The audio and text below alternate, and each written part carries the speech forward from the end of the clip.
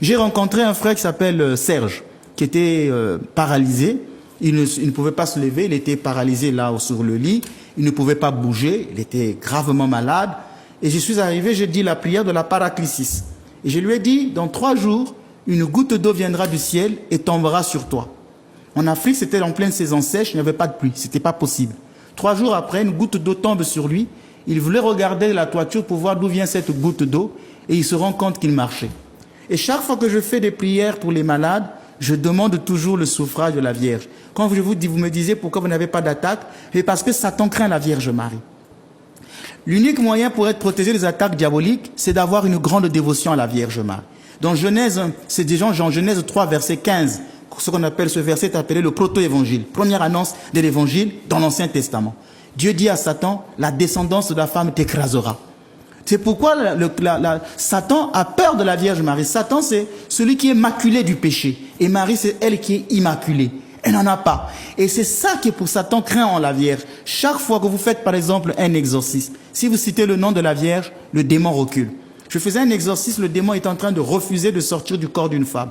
J'étais obligé de prendre cette femme, de la ramener devant l'icône de la Vierge. Et quand j'ai dit, la mère de Dieu te l'ordonne, elle a dit, pas celle-là. Le démon est tombé et parti. C'est pourquoi nous avons une grande dévotion. Et vous savez que les personnes qui prient beaucoup la Vierge, le jour de leur mort, sont parfois épargnées des peines qui viennent après l'au-delà. Dernièrement, on a parlé de la mort. Eh bien, la Vierge Marie vient prendre souvent ces âmes qui ont eu une grande dévotion pour elle. C'est pourquoi dans l'église orthodoxe, à la prière des complis, nous faisons beaucoup de prières à la Vierge Marie lors des prières des complis et on lui demande de veiller sur l'agonie de notre âme. Donc nous avons une panoplie de prières, nous connaissons tout ce secret. Il faut avoir une grande dévotion à la Vierge Marie. C'est pourquoi quand je vous disais, vous m'avez posé, est-ce qu'on peut baptiser, on peut exorciser un non-chrétien? C'est la même chose aussi dans le cas de l'exorcisme des non-orthodoxes ou des non-catholiques, parce qu'au moins c'est les catholiques et les orthodoxes qui ont gardé cette grande dévotion à la Vierge Marie. Eh bien avec des protestants, c'est souvent difficile, parce que vous allez leur donner des prières. L'émission prochaine, nous parlerons des prières de libération. Je vous ramènerai les livres sur des prières de libération. Dans ces prières, il y a des invocations à la Vierge. Donc pour nous résumer, nous avons cette grande dévotion parce que nous savons que le Christ écoute. Aucune prière de la Vierge, le Christ ne la refuse.